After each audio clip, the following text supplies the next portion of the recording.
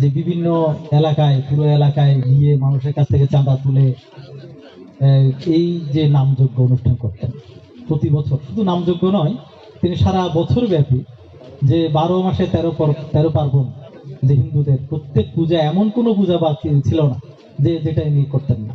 বিশেষ অতিথি ছিলেন রবীন্দ্রলাল চৌধুরী, চন্দ্রশেখর মল্লিক, সুনীল দত্ত, কানু বিকাশ মল্লিক, অনিল কান্তি বিশ্বাস, রতন মুহুরী, কাজল চৌধুরী, বিশ্বজিৎ মল্লিক, সুজিত বিহারী সেন, নিহার কান্তি ঘোষ, দোলন মহাজন, রঞ্জিত কুমার দে, প্রণব দে। এ সময় উপস্থিত ছিলেন প্রধান সমন্বয়ক doctor S K Chowdhury, Milton Kumar Ghosh, সভাপতি সুমন ঘোষ, সাধারণ সম্পাদক ডাক্তার নিউটন ঘোষ, অর্থ সম্পাদক দীপক মল্লিক সহ আরো অনেকেই।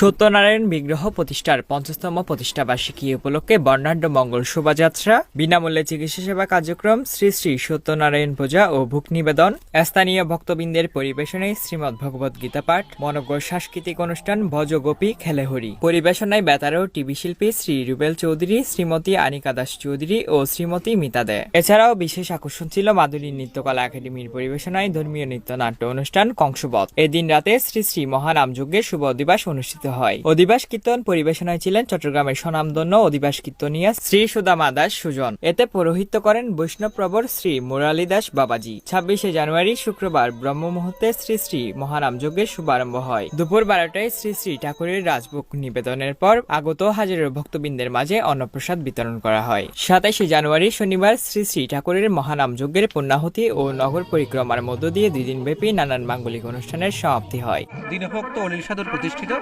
সেই সত্যনারায়ণ মন্দিরের এবার আমরা 50তম প্রতিষ্ঠা বার্ষিকী অর্থাৎ সুবর্ণ জয়ন্তী আমরা উদযাপন করছি। প্রতি বছর আমরা সেই শুরু থেকে 1 থেকে 50 আমরা করে যাচ্ছি।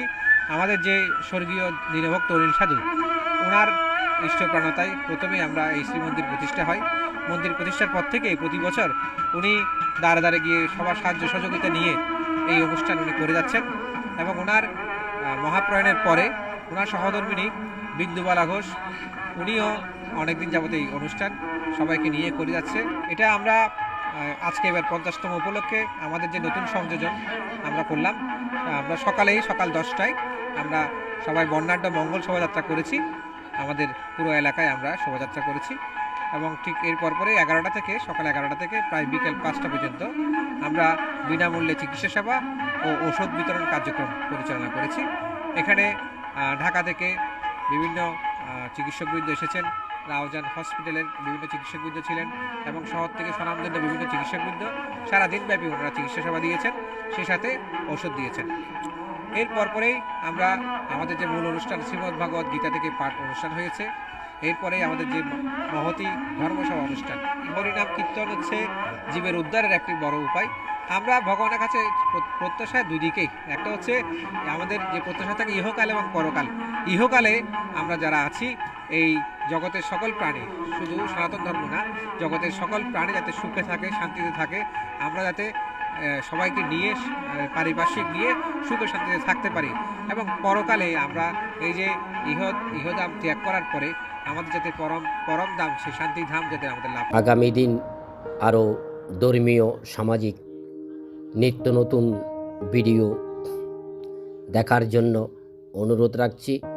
আমার ইউটিউব চ্যানেল বিশ্বাস তরুণ গীতবাণী সাবস্ক্রাইব, লাইক, কমেন্ট, শেয়ার করে আমাকে কিছু বলার জন্য উৎসাহিত করবেন।